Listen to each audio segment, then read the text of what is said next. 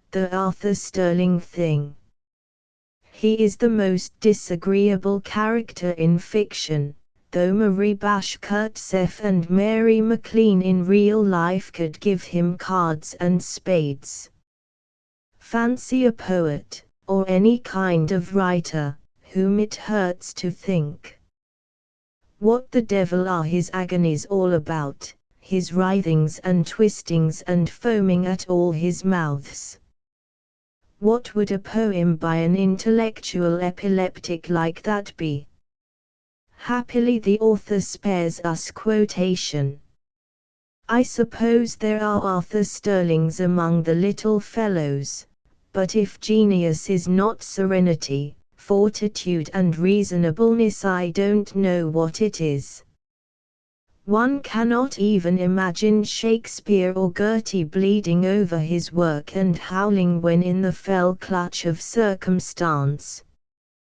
The great ones are figured in my mind as ever smiling, a little sadly at times, perhaps, but always with conscious inaccessibility to the pin-pricking little titans that would storm their Olympus armed with ineffectual disasters and pop-gun misfortunes. Fancy a fellow wanting, like Arthur Sterling, to be supported by his fellows in order that he may write what they don't want to read. Even Jack London would gag at such socialism as that. ******** I'm going to pass a summer month or two with the Pollards, at Saybrook, Con. How I wish you could be of the party. But I suppose you'll be chicken ranching then, and happy enough where you are. I wish you joy of the venture and, although I fear it means a meager living, it will probably be more satisfactory than doubling over a desk in your uncle's office. The very name Carmel Bay is enchanting. I've a notion I shall see that ranch someday. I don't quite recognize the filtered through the emasculated minds of about 6 fools article from which you say I quote, don't remember it, nor remember quoting from it. I don't wonder at your surprise at my high estimate of Longfellow in a certain article. It is higher than my permanent one. I was thinking, while writing for a newspaper, recollect, rather of his fame than of his genius, I had to have a literary equivalent to Washington or Lincoln. Still, we must not forget that Longfellow wrote Chrysa and, in narrative poetry, which you don't care for, Robert of Sicily. Must one be judged by his average, or may he be judged, on occasion, by his highest? He is strongest who can lift the greatest weight, not he who habitually lifts lesser ones. As to your queries, so far as I know, Realf did write his great sonnets on the night of his death. Anyhow, they were found with the body. Your recollection that I said they were written before he came to the coast is faulty. Some of his other things were in print when he submitted them to me, and took pay for them, as new, but not the de mortuis. I got the lines about the echoes. I think they go this way: the loon laughed, and the echoes, huddling in affright, like Odin's hounds went baying down the night, from a poem entitled, I think, The Washers of the Shroud. I found it in the Atlantic in the summer of 1864, while at home from the war suffering from a wound, and, disgraceful fact, have never seen nor heard of it since. If the magazine was a current number, as I suppose, it should be easy to find the poem. If you look it up, tell me about it. I don't even know the author, had once a vague impression that it was Lowell but don't know. The compound mulelatry which I made in Ashes of the Beacon would not, of course, be allowable in composition altogether serious. I used it because I could not at the moment think of the right word, gyneolatry or gynecolatry, according as you make use of the nominative or the accusative. I once made cannulatry for a similar reason, just laziness. It's not nice to do things o' that kind, even in newspapers. I had intended to write you something of business, but time is up and it must wait. This letter is insupportably long already. My love to Carrie and Katie. Sincerely yours, Ambrose Bierce. End of letter. Army and Navy Club, Washington, D.C., the 16th of May, 1905. Dear George, Bailey Millard is editor of the Cosmopolitan magazine which Mr. Hearst has bought. I met him in New York 2 weeks ago. He had just arrived and learning from Hearst that I was in town looked me up. I had just recommended him to Hearst as editor. He had intended him for associate editor. I think that will give you a chance, such as it is. Millard dined with me and I told him the adventures of a wine of wizardry. I shall send it to him as soon as he has warmed his seat, unless you would prefer to send it yourself. He already knows my whole good opinion of it, and he shares my good opinion of you. I suppose you are at your new ranch, but I shall address this letter as usual. If you hear of my drowning, know that it is the natural, and desirable, result of the canoe habit. I've a dandy canoe and am tempting fate and alarming my friends by frequenting, not the margin of the upper river, but the broad reaches below town, where the wind has miles and miles of sweep and kicks up a most exhilarating combobbery. If I escape, I'm going to send my boat up to Saybrook, Connecticut, and navigate Long Island Sound. Are you near enough to the sea to do a bit of boating now and then? When I visit you I shall want to bring my canoe. I've nearly given up my newspaper work, but shall do something each month for the magazine. Have not done much yet, have not been in the mind. Death has been striking pretty close to me again, and you know how that upsets a fellow. Sincerely yours, Ambrose Bierce. End of letter. Washington, the 16th of June, 1905. Dear George, I'm your debtor for 2 good long letters. You err in thinking your letters, of whatever length and frequency, can be otherwise than delightful to me. No, you had not before sent me Upton Sinclair's article explaining why American literature is bourgeois. It is amusingly grotesque. The political and economical situation has about as much to do with it as have the direction of our rivers and the prevailing color of our hair. But it is of the nature of the faddist, and of all faddists the ultra-socialist is the most untamed by sense, to see in everything his hobby, with its name writ large. He is the humorist of observers.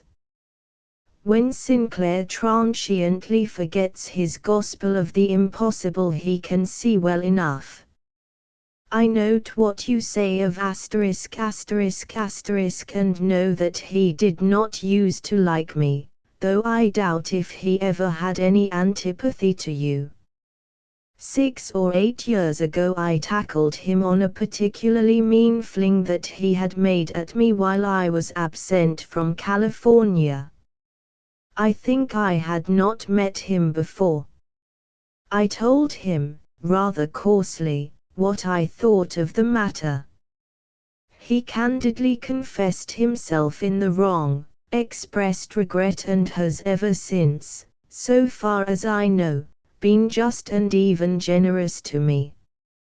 I think him sincere now, and enclose a letter which seems to show it. You may return it if you will. I send it mainly because it concerns your poem.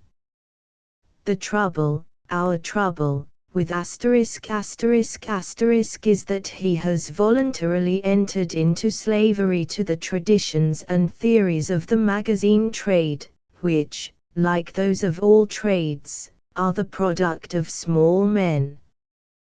The big man makes his success by ignoring them. Your estimate of ***** I'm not disposed to quarrel with, but do think him pretty square. ****, bless you, don't take the trouble to go through the Iliad and Odyssey to pick out the poetical parts. I grant you they are brief and infrequent, I mean in the translation. I hold, with Poe, that there are no long poems, only bursts of poetry in long spinnings of metrical prose. But even the recitativo of the translated Grecian poets has a charm to one that it may not have to another. I doubt if anyone who has always loved the glory that was Greece, who has been always in love with its jocund deities, and so forth, can say accurately just how much of his joy in Homer, for example, is due to love of poetry, and how much to a renewal of mental youth and young illusions. Some part of the delight that we get from verse defies analysis and classification. Only a man without a memory, and memories, could say just what pleased him in poetry and be sure that it was the poetry only. For example, I never read the opening lines of the Pope Iliad, and I don't need the book for much of the first few hundred, I guess, without seeming to be on a sunny green hill on a cold windy day, with the bluest of skies above me and billows of pasture below, running to a clean-cut horizon. There's nothing in the text warranting that illusion, which is nevertheless to me a part of the Iliad, a most charming part, too. It all comes of my having first read the thing under such conditions at the age of about 10. I remember that, but how many times I must be powerfully affected by the poets without remembering why. If a fellow could cut out all that extrinsic interest, he would be a fool to do so. But he would be a better critic. You ought to be happy in the contemplation of a natural, wholesome life at Carmel Bay, the prospect pleases surely. But I fear. Maybe you can get a newspaper connection that will bring you in a small income without compelling you to do violence to your literary conscience. I doubt if you can get your living out of the ground. But I shall watch the experiment with sympathetic interest, for it appeals to me. I'm a trifle jaded with age and the urban life, and maybe if you can succeed in that other sort of thing I could. As to the superb. Isn't Sag Harbor somewhere near Saybrook, Connecticut, at the mouth of the river of that name? I'm going there for a month with Percival Pollard. Shall leave here about the 1st of July. If Sag Harbor is easily accessible from there, and would care to see me, I'll go and call on her. But maybe I'd fall in love with her and, being now, alas, eligible, just marry her alive, or be turned down by her, to the unspeakable wrecking of my peace. I'm only a youth. 63 on the 24th of this month, and it would be too bad if I got started wrong in life. But really I don't know about the good taste of being jocular about ****. I'm sure she must be a serious enough maiden, with the sun of a declining race yellow on her hair. Eva Crawford thinks her most lovable, and Eva has a clear, considering eye upon you all. I'm going to send up my canoe to Saybrook and challenge the rollers of the Sound. Don't you fear, I'm an expert canoeist from boyhood. Sincerely, Ambrose Bierce. End of letter. Washington, D.C., the 3rd of December, 1905. Dear George, I have at last the letter that I was waiting for. Didn't answer the other, for one of mine was on the way to you. You need not worry yourself about your part of the business. You have acted mighty white as was to have been expected of you, and, caring little for any other feature of the matter, I'm grateful to you for giving my pessimism and growing disbelief in human disinterestedness a sound wholesome thwack on the mazzard. Yes, I was sorry to whack London, for whom, in his character as author, I have a high admiration, and in that of publicist and reformer a deep contempt. Even if he had been a personal friend, I should have whacked him, and doubtless much harder. I'm not one of those who give their friends carte blanche to sin. If my friend dishonors himself, he dishonors me. If he makes a fool of himself, he makes a fool of me, which another cannot do. Your description of your new environment, in your other letter, makes me homesick to see it. I cordially congratulate you and Mrs. Sterling on having the sense to do what I have always been too indolent to do, namely as you please.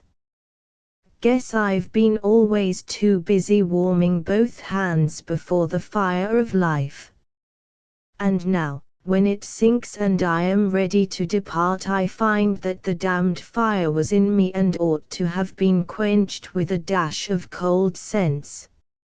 I'm having my canoe decked and yawl rigged for deep water and live in the hope of being drowned according to the dictates of my conscience.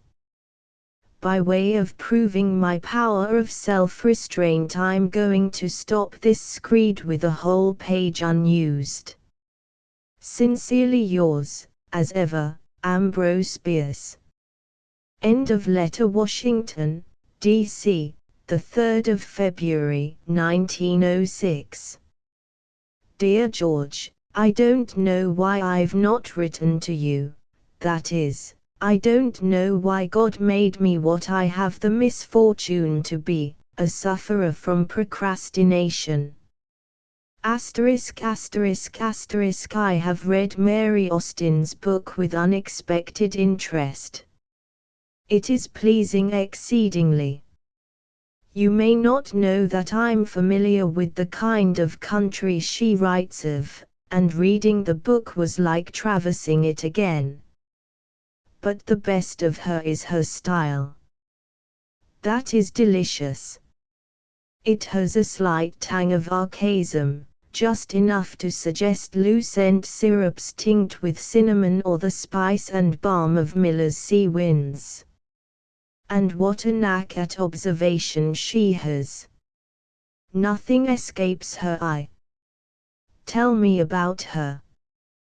What else has she written? What is she going to write?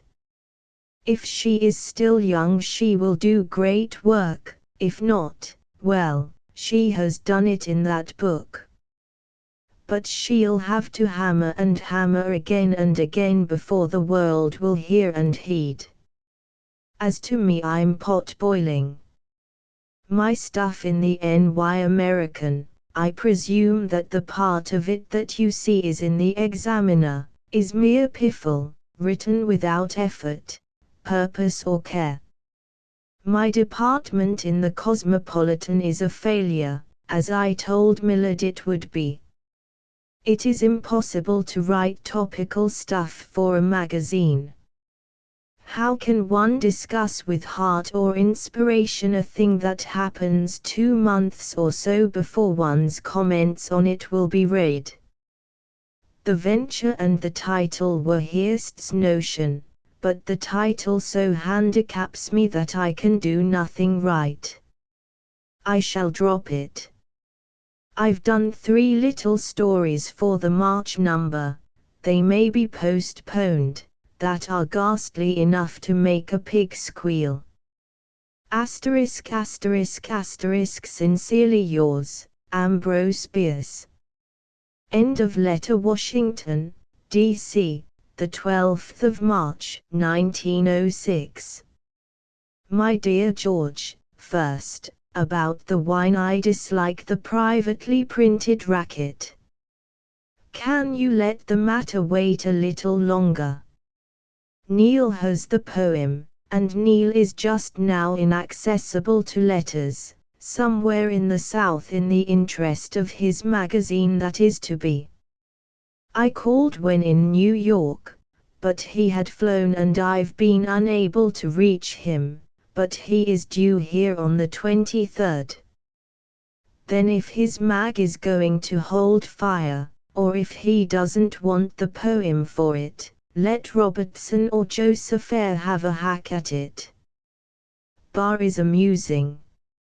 I don't care to have a copy of his remarks about the pirating of my stories.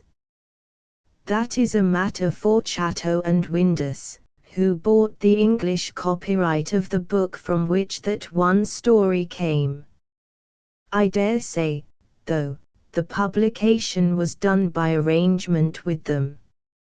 Anyhow, my interests are not involved.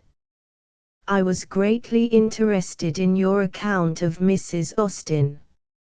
She's a clever woman and should write a good novel, if there is such a thing as a good novel. I won't read novels. Yes, the Cosmopolitan cat story is Lee's and is to be credited to him if ever published in covers.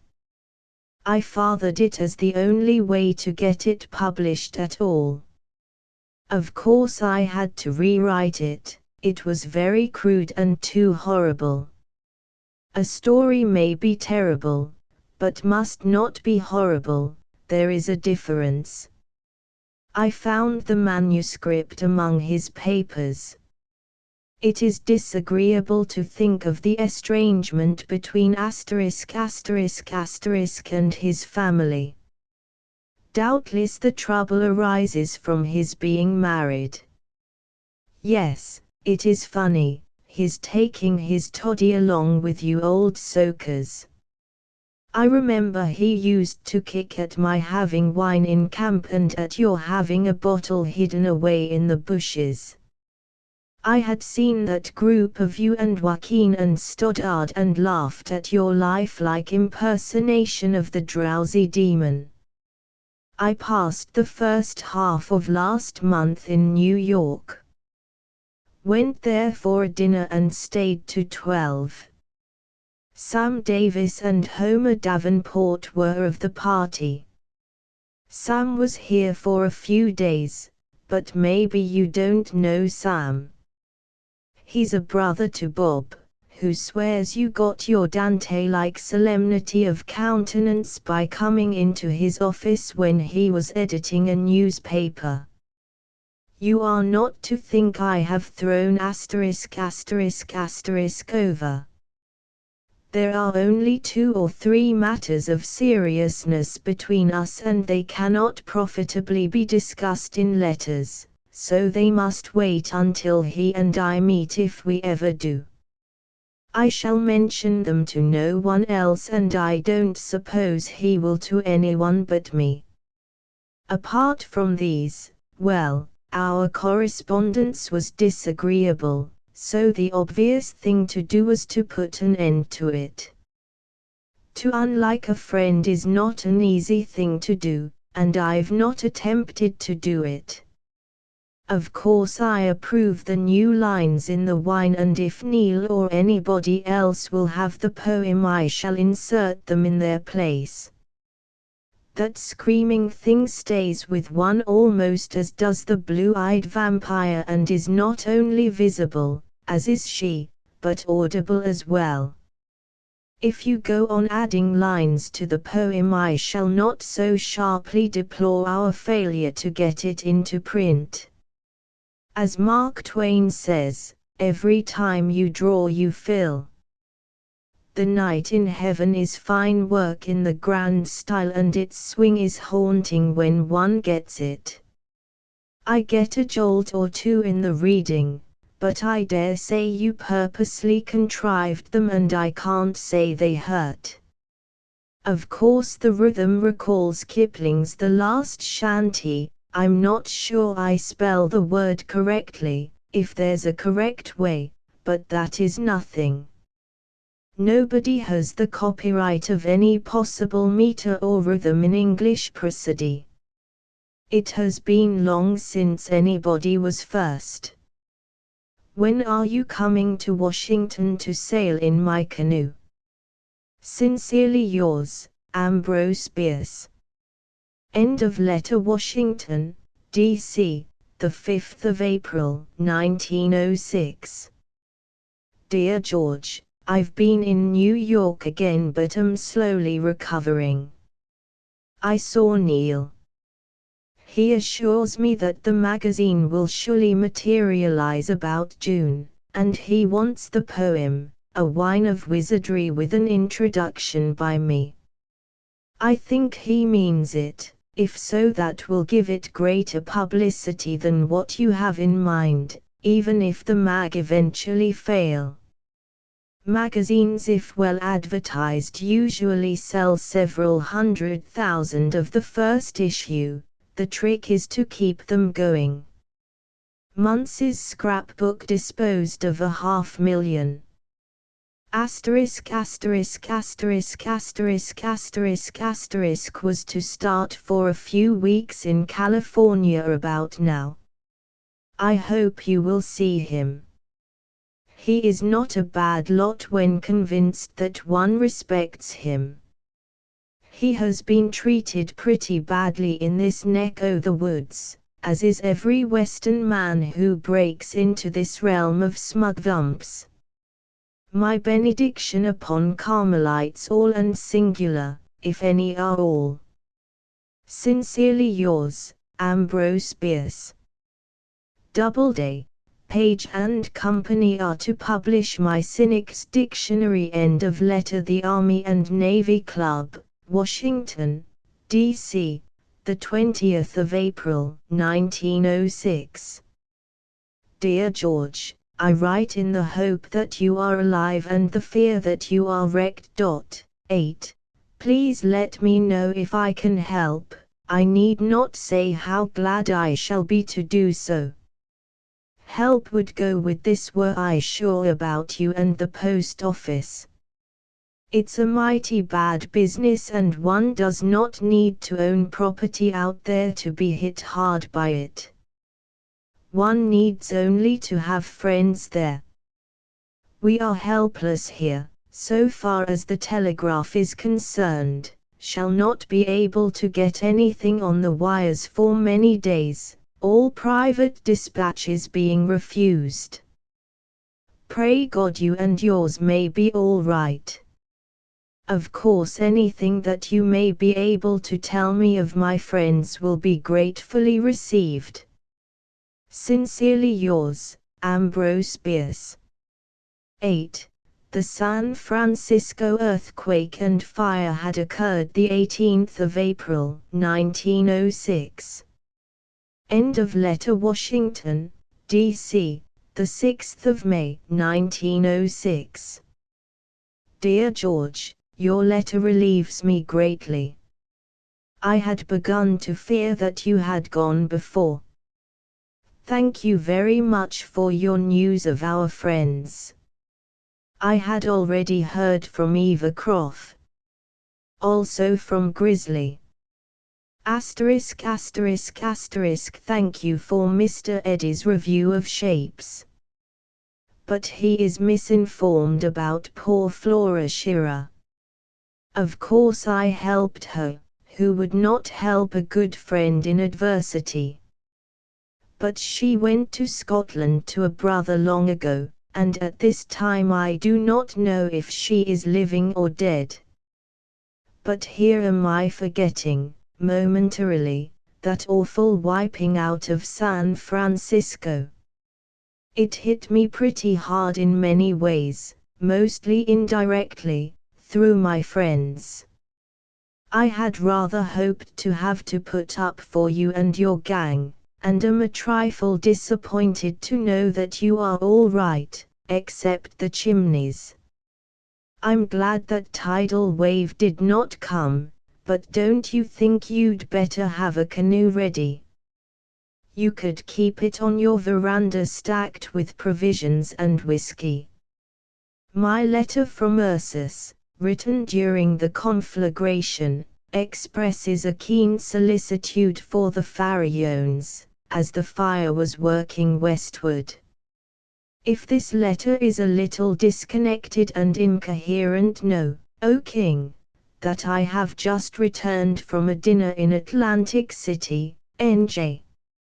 I saw Markham there, also Bob Davis, Sam Moft, Homer Davenport, Bob Mackay and other San Franciscans. Can there be a San Franciscan when there is no San Francisco? I don't want to go back. Doubtless the new San Francisco, while it lasts, will be a finer town than the old, but it will not be my San Francisco and I don't want to see it. It has for many years been, to me, full of ghosts. Now it is itself a ghost. I return the sonnets. Destruction of town talk has doubtless saved you from having the one on me turned down. Dear old fellow, don't take the trouble to defend my memory when, or at least until, I am fled from this vile world, with vilest worms to dwell. I'm not letting my enemy's attitude trouble me at all.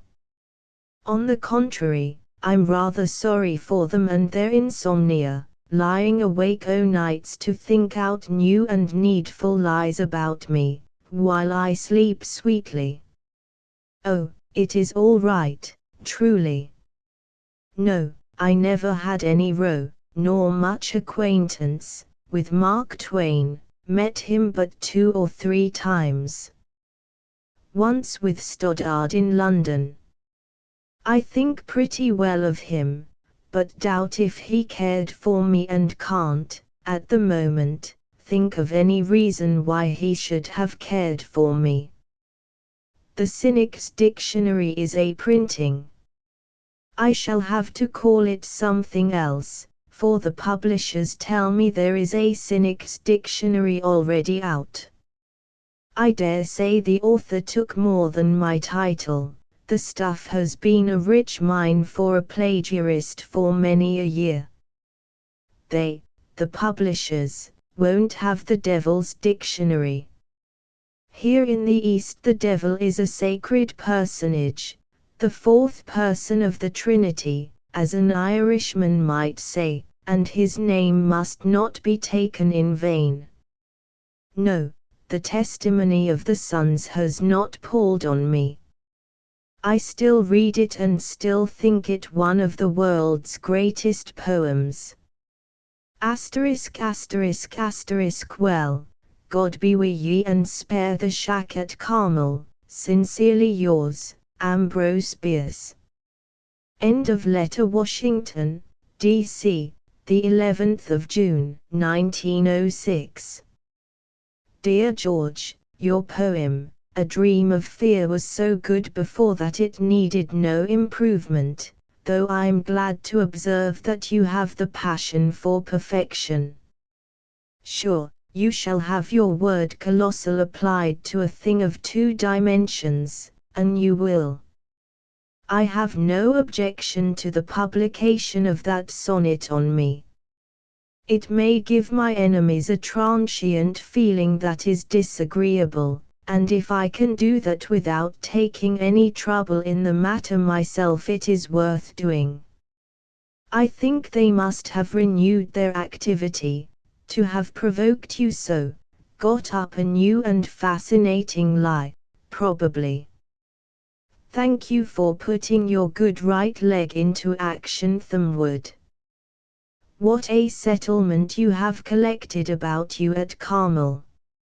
All manner of cranks and curios, to whom I feel myself drawn by affinity. Still I suppose I shall not go. I should have to see the new San Francisco, when it has foolishly been built, and I'd rather not.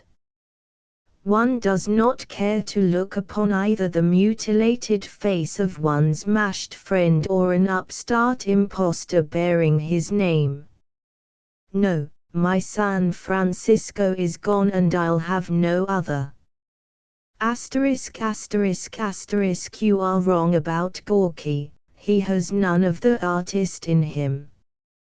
He is not only a peasant, but an anarchist and an advocate of assassination, by others. Like most of his tribe, he doesn't care to take the risk himself. His career in this country has been that of a yellow dog. Hearst's newspapers and ***** are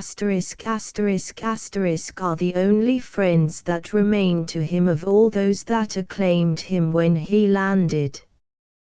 And all the sturdy lying of the former cannot rehabilitate him.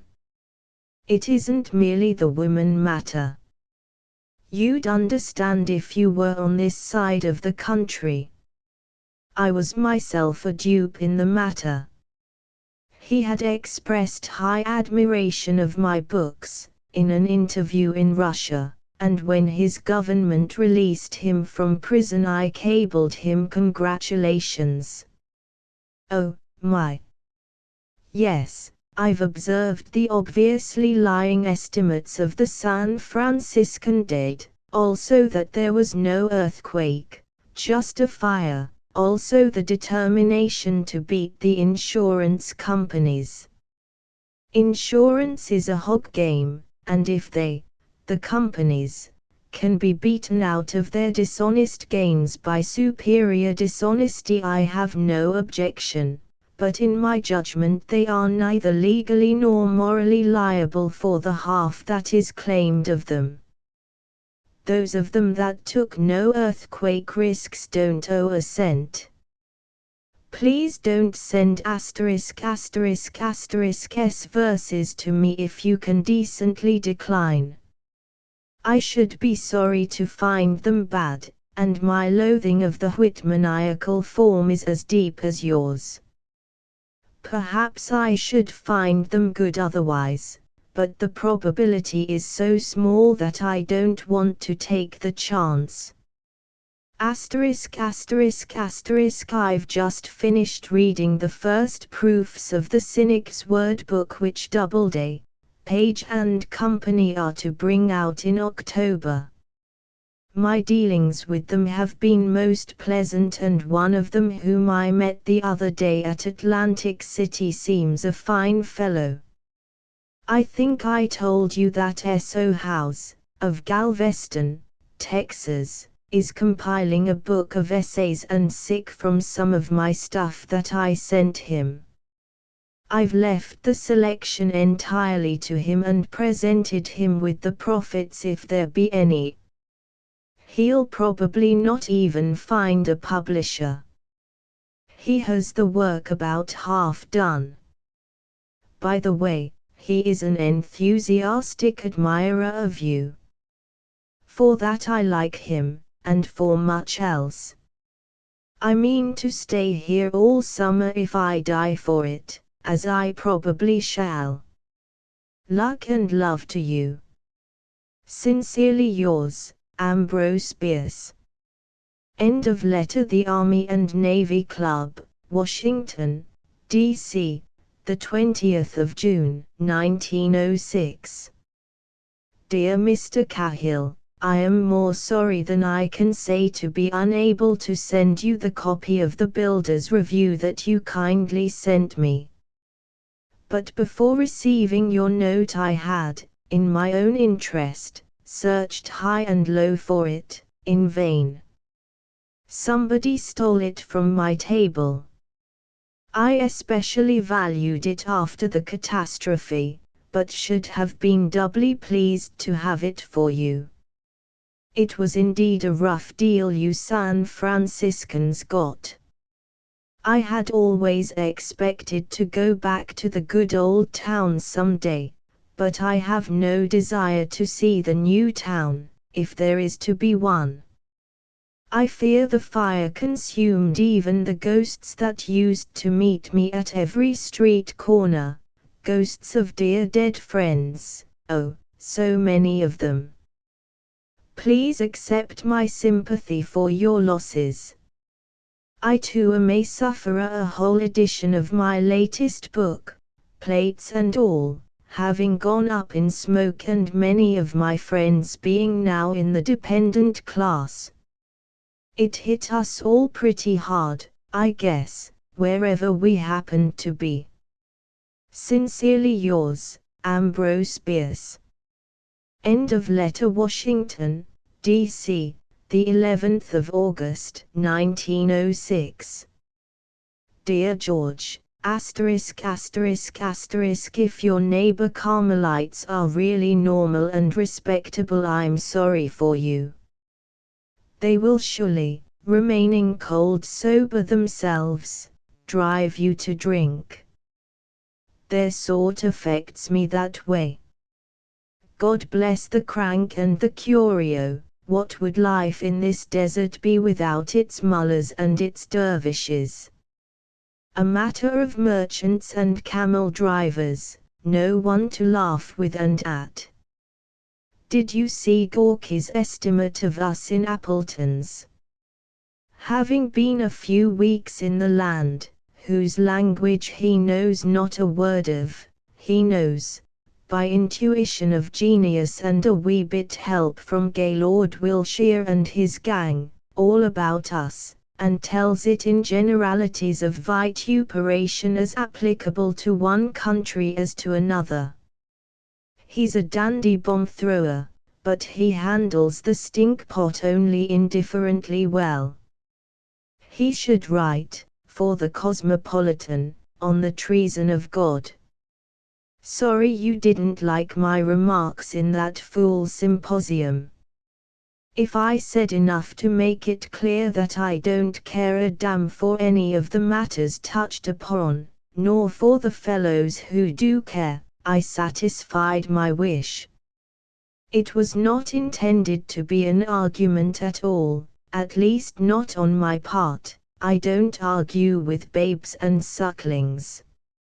Hunter is a decentish fellow, for a dreamer, but the hill-quit person is a humorless anarchist. When I complimented him on the beauty of his neck and expressed the hope of putting a nice, new rope about it, he nearly strangled on the brandy that I was putting down it at the hotel bar. And it wasn't with merriment. His anarchist sentiments were all cut out. I'm not familiar with the poetry of William Vaughan Moody. Can you put me on? I'm sending you an odd thing by Eugene Wood, of Niagara Falls, where I met him 2 or 3 years ago. I'm sure you will appreciate it. The poor chap died the other day and might appropriately, as he doubtless will, lie in a neglected grave. You may return the book when you have read it enough. I'm confident you never heard of it. Enclosed is your sonnet, with a few suggestions of no importance. I had not space on it to say that the superfluity of superlatives noted, is accentuated by the words west and quest immediately following, making a lot of ists. The verses are pleasing, but if any villain prefer them to in extremis, may he bite himself with a snake. If you'll send me that shuddery thing on fear, with the clangor of ascending chains line, and 1 or 2 others that you'd care to have in a magazine, I'll try them on Maxwell. I suspect he will fall dead in the reading, or possibly dislocate the jaw of him with a yawn, but even so you will not have written in vain. Have you tried anything on Muncie? Bob Davis is the editor, and we talked you over at dinner. Where would you could have been? I think he values my judgment a little. Asterisk asterisk asterisk I wish I could be blown upon by your Carmel sea breeze, the weather here is wicked. I don't even canoe. My cynic book is due in October. Shall send it to you. Sincerely yours, Ambrose Bierce. End of letter. Washington, D.C., the 28th of September, 1906. Dear George, both your letters at hand. Asterisk asterisk asterisk be a magazine poet all you can, that is the shortest road to recognition, and all our greater poets have traveled it. You need not compromise with your conscience, however, by writing magazine poetry. You couldn't. What's your objection to asterisk asterisk asterisk? I don't observe that it is greatly worse than others of its class. but a fellow who has for nigh upon 20 years written for yellow newspapers can't be expected to say much that's edifying on that subject. So I dare say I'm wrong in my advice about the kind of swine for your pearls. There are probably more than the two kinds of pigs, live ones and dead ones. Yes, I'm a colonel, in Pennsylvania Avenue. In the neighborhood of my tenement I'm a mister. At my club I'm a major, which is my real title by an act of Congress. I suppressed it in California, but couldn't here, where I run with the military gang. You need not blackguard your poem, a visitor, though I could wish you had not chosen blank verse. That form seems to me suitable, in serious verse, only to lofty, not lowly, themes. Anyhow, I always expect something pretty high when I begin an unknown poem in blank. Moreover, it is not your best medium. Your splendid poem, music, does not wholly commend itself to me for that reason. May I say that it is a little sing-songy, the lines monotonously alike in their caesural pauses and some of their other features. By the way, I'd like to see what you could do in more unsimple meters than the ones that you handle so well. The wish came to me the other day in reading Lanius The Marshes of Glyn and some of his other work. Lanier did not often equal his master, Swinburne, in getting the most out of the method, but he did well in the poem mentioned. Maybe you could manage the dangerous thing. It would be worth doing and is, therefore, worth trying. Thank you for the moody book, which I will return. He pleaseth me greatly, and I could already fill pages with analyses of him for the reasons therefore. But for you to say that he has you skinned, that is magnanimity. An excellent thing in poets, I grant you, and a rare one. There is something about him and his book in the current Atlantic by May Sinclair, who, I dare say, has never heard of you. Unlike you, she thinks his dramatic work the best of what he does. I've not seen that. To be the best it must be mighty good. Yes, Paul White's poetry is all you say, and worse, but, faith, he had it in him. What struck me was his candid apotheosis of piracy on the high seas. I'd hate the fellow who hadn't some sneaking sympathy with that, as Gertie confessed to some sympathy with every vice. Nobody'll ever hear of White, but, pray observe, ambitious bard, he isn't caring. How wise are the dead! Asterisk asterisk asterisk. My friend Howes, of Galveston, has, I think, nearly finished compiling his book of essaylets from my stuff. Neil has definitely decided to bring out The Monk and the Hangman's Daughter. He has the plates of my two luckless Putnam books, and is figuring on my complete works to be published by subscription. I doubt if he will undertake it right away. Or rest, I'm in good health and am growing old, not altogether disgracefully. Sincerely yours, Ambrose Bierce. End of letter. The Army and Navy Club, Washington, the 30th of October, 1906. Dear George, I'm pained by your comments on my book. I always feel that way when praised, just plunged in a gulf of dark despair to think that I took no more trouble to make the commendation true.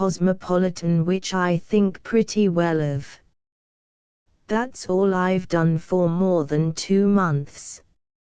I return your poem and the moody book. Sincerely yours, Ambrose Bierce. End of letter. The Army and Navy Club, Washington, the 5th of December, 1906. Dear George, your letter of the 28th of November has just come to my breakfast table. It is the better part of the repast.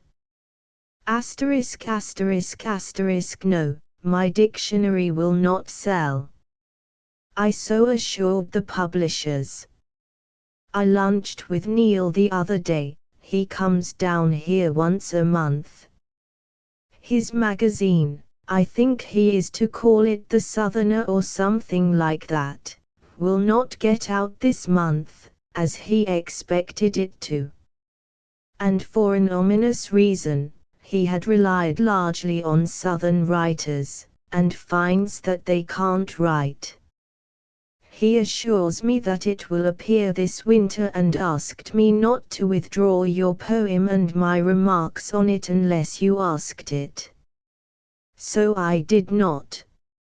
Asterisk asterisk asterisk in your character of bookseller carrying a stock of my books you have a new interest. May heaven promote you to publisher. Thank you for the moody books, which I'll return soon. The Mask of Judgment has some great work in its final pages, quite as great as anything in Faust. The passages that you marked are good too, but some of them barely miss being entirely satisfying. It would trouble you to find many such passages in the other book, which is, moreover, not distinguished for clarity. I found myself frequently prompted to ask the author, "What the devil are you driving at?"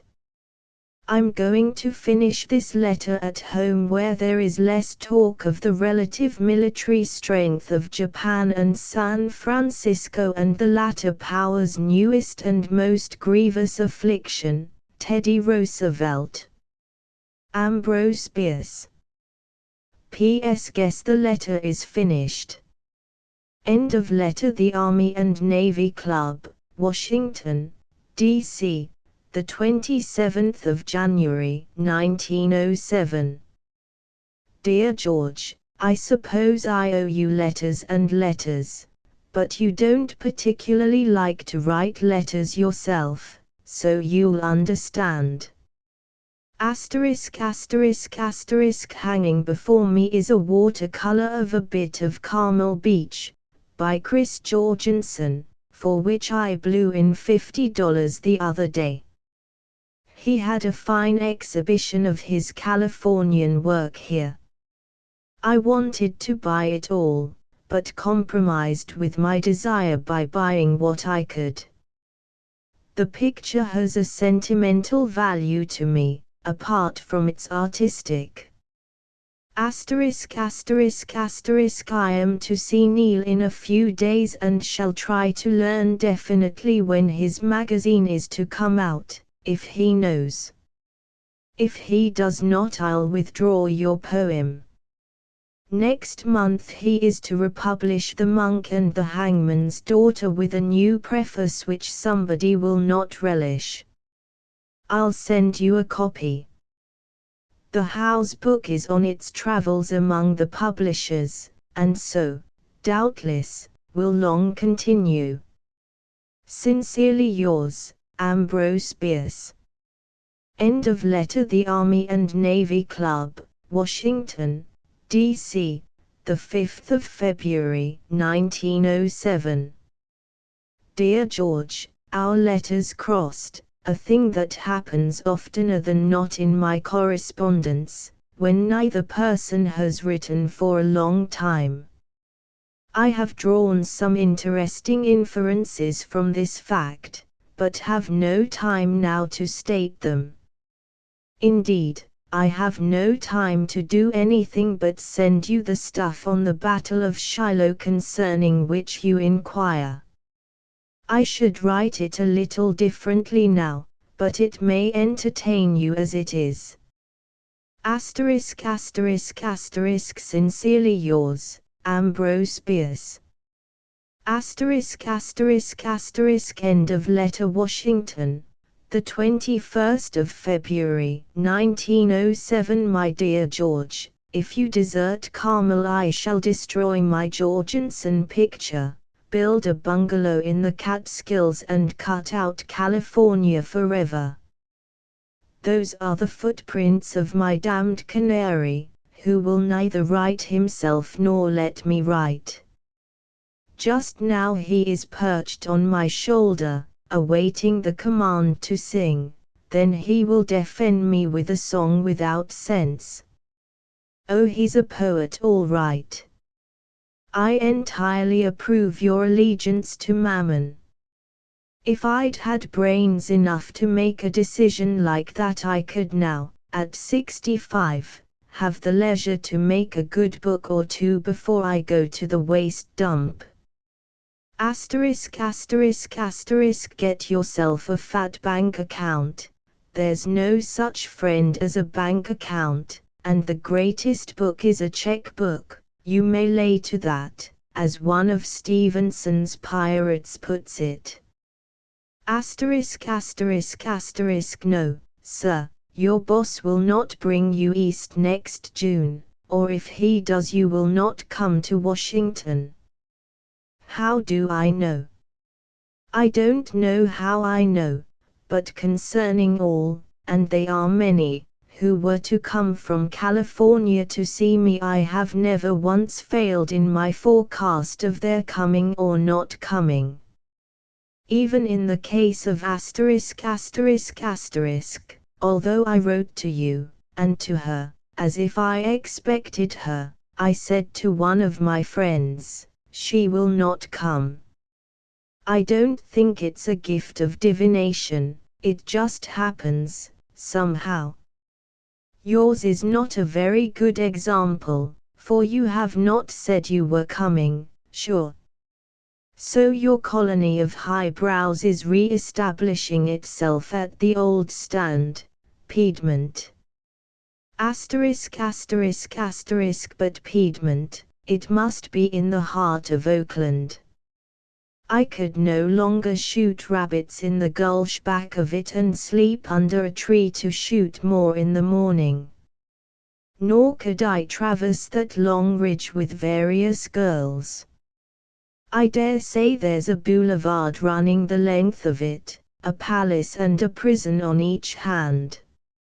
If I could stop you from reading that volume of old Argonauts, I'd do so, but I suppose an injunction would not lie. Yes, I was a slovenly writer in those days, though enough better than my neighbors to have attracted my own attention. My knowledge of English was imperfect, a whole lot. Indeed, my intellectual status, whatever it may be, and God knows it's enough to make me blush, was of slow growth, as was my moral. I mean, I had not literary sincerity. Yes, I wrote of Swinburne the distasteful words that you quote. But they were not altogether untrue. He used to set my teeth on edge, could not stand still a minute, and kept you looking for the string that worked his legs and arms. And he had a weak face that gave you the memory of chinlessness. But I have long renounced the views that I once held about his poetry, or thought I held. I don't remember, though, if it was as lately as 78 that I held them. You write of Miss Dawson. Did she survive the quake? And do you know about her? Not a word of her has reached me. Notwithstanding your imported Nightingale, upon which I think you should be made to pay a stiff duty, your Ina Coolbrith poem is so good that I want to keep it if you have another copy. I find no amendable faults in it. ******* The fellow that told you that I was an editor of the Cosmopolitan has an impediment in his veracity. I simply write for it, ******, and the less of my stuff the editor uses the better I'm pleased. ******, you ask about the Ursa Saborn Gorgias Agrestis polyglot stuff. It was written by James F. Jimmy Bowman, long dead. See a pretty bad sonnet on page 94, Shapes of Clay. My only part in the matter was to suggest the papers and discuss them with him over many mugs of beer. By the way, Neil says he gets almost enough inquiries for my books, from San Francisco, to justify him in republishing them. That's all, and, as George Augustus Sala wrote, a virtue of tobacco as the price of a certain lady's favors, God knows it's enough. Ambrose Bierce. End of letter. The Army and Navy Club, Washington, D.C., the 23rd of April, 1907. Dear George, I have your letter of the 13th. The enclosed slip from the Pacific Monthly, thank you for it, is amusing. Yes, ***** is an insufferable pedant, but I don't at all mind his pedantry. Any critic is welcome to whack me all he likes if he will append to his remarks, as ***** had the thoughtfulness to do, my definition of critic from the word book. Please don't bother to write me when the spirit does not move you thereto. You and I don't need to write to each other for any other reason than that we want to. As to coming east, abstain from promises, lest you resemble all my other friends out there, who promise always and never come. It would be delightful to see you here, but I know how those things arrange themselves without reference to our desires. We do as we must, not as we will. I think that uncle of yours must be a mighty fine fellow. Be good to him and don't kick at his service, even when you feel the chain. It beats poetry for nothing a year. Did you get the Shiloh article? I sent it to you. I sent it also to Paul Elder and Company, New York branch, for their book of Western classics and hope it will meet their need. They wanted something, and it seemed to me as good, with a little revision, as any of my stuff that I control. Do you think it would be wise to offer them for republication in the midst of life? It is now out of print and on my hands. ******, I'm glad of your commendation of my Cosmopolitan stuff. They don't give me much of a show. The editor doesn't love me personally as he should, and lets me do only enough to avert from himself the attention of Mr. Hearst and that gentleman's interference with the mutual admiration game as played in the Cosmopolitan office. As I'm rather fond of light work, I'm not shrieking. Asterisk asterisk asterisk you don't speak of getting the book that I sent, The Monk and the Hangman's Daughter, new edition. 'Tisn't he as good as the old? Asterisk asterisk asterisk I'm boating again. How I should like to put out my prow on Monterey Bay. Sincerely yours, Ambrose Bierce. End of letter. The Army and Navy Club, Washington, D.C., the 8th of June, 1907. Dear Laura, your letter, with the yerba buena and the spray of redwood, came like a breeze from the hills. And the photographs are most pleasing. I note that Sloot's moustache is decently white at last, as becomes a fellow of his years. I dare say his hair is white too, but I can't see under his hat. And I think he never removes it. That backyard of yours is a wonder, but I sadly miss the appropriate ash heaps, tin cans, old packing boxes, and so forth. And that palm in front of the house, gracious, how she's grown. Well, it has been more than a day growing, and I've not watched it attentively.